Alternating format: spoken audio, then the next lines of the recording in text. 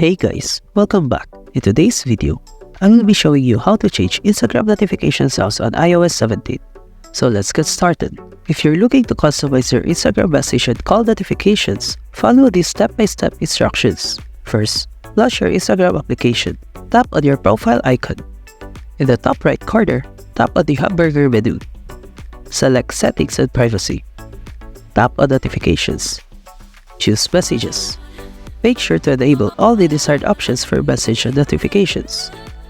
Now, let's move to your iPhone settings. Exit the Instagram app and go to your iPhone settings. Tap on Sounds and Haptics. Unfortunately, there is no direct option to change only the Instagram notification sound. If you want to change your Instagram call or message notification sounds, you have to change your iPhone default ringtone sound. Tap on Ringtone and select a ringtone of your choice. That's how you can change the Instagram notification sounds on iOS 17. That's it for this video. I hope this video helped you out. Thank you for watching. See you again next time.